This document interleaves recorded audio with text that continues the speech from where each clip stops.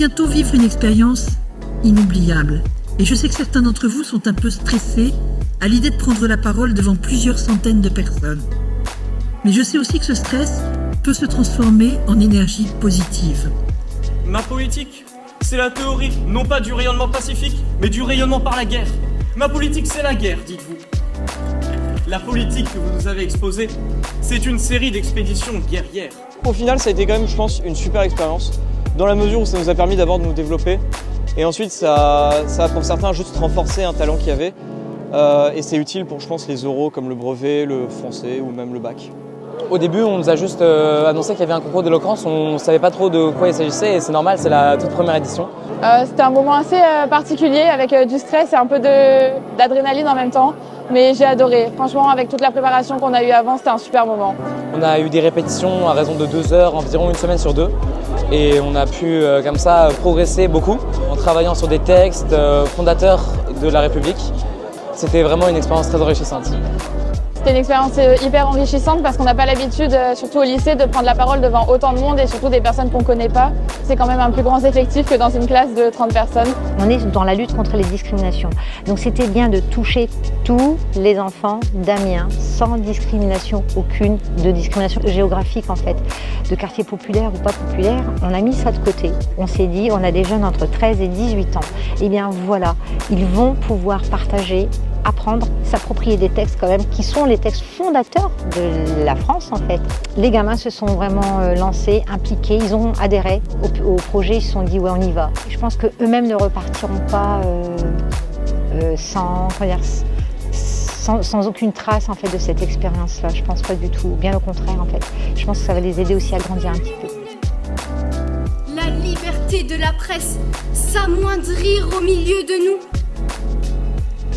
Ce serait en France, ce serait en Europe, ce serait dans la civilisation tout entière, l'effet d'un flambeau qui s'éteint.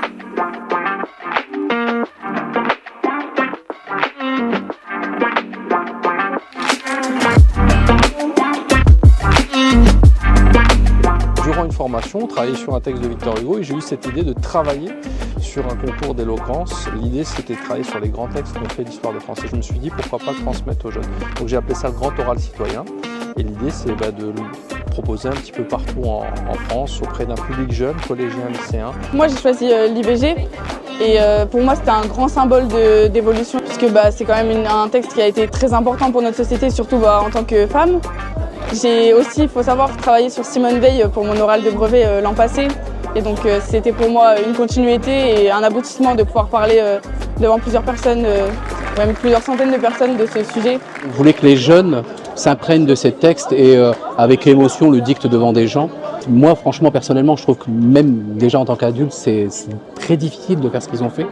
De lire un texte du début à la fin avec une éloquence assez vraiment forte. Moi je dis chapeau à tout le monde, c'est vraiment ça qui a été balèze. C'était une première édition déjà, faut pas oublier, c'est la première fois que ça se fait ici. Donc il va y avoir forcément des améliorations, on va voir lors du bilan, puis après je pense qu'avec nos responsables on va discuter d'un futur peut-être peut-être une future deuxième édition, on verra bien. Voilà.